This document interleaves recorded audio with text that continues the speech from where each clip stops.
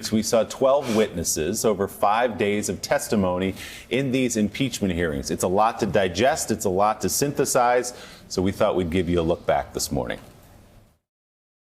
In mid-August, it became clear to me that Giuliani's efforts to gin up politically motivated investigations were now infecting U.S. engagement with Ukraine, leveraging President Zelensky's desire for a White House meeting. Following the call with President Trump, the member of my staff asked Ambassador Sondland what President Trump thought about Ukraine.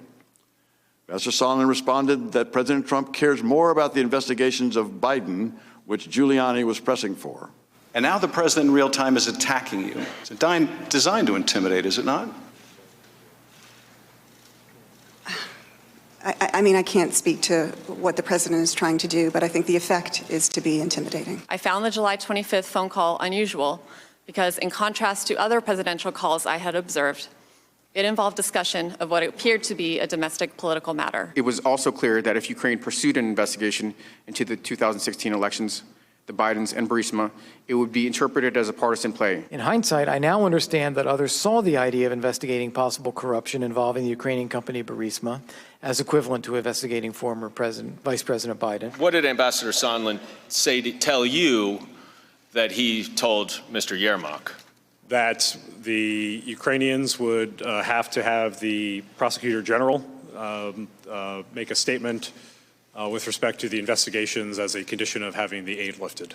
Mr. Giuliani's requests were a quid pro quo for arranging a White House visit for President Zelensky.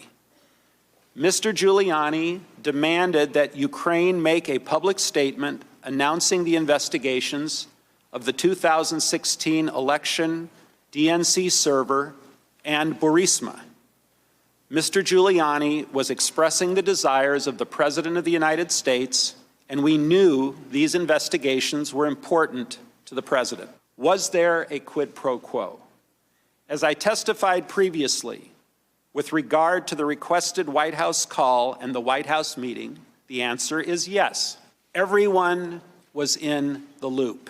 Your staff at least gleaned from those conversations that the Ukrainian embassy was aware that there was some kind of a hold on the assistance. So the way I would phrase it is that there was some kind of an issue. Yes. Ambassador Hale, then therefore are you saying Marie Yovanovitch is a dedicated and courageous patriot? I endorse what you say exactly. And that she served with grace and dignity in the face of the smear campaign? Yes, she did. It struck me yesterday when you put up on the screen Ambassador Sondland's emails and who was on these emails, and he said, these are the people who need to know, that he was absolutely right, because he was being involved in a domestic political errand.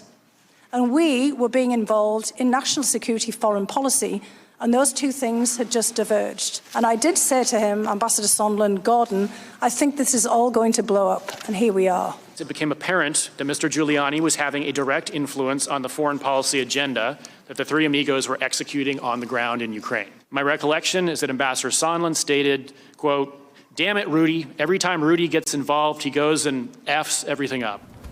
Thanks for checking out MSNBC on YouTube, and make sure you subscribe to stay up to date on the day's biggest stories. And you can click on any of the videos around us to watch more from Morning Joe and MSNBC. Thanks so much for watching.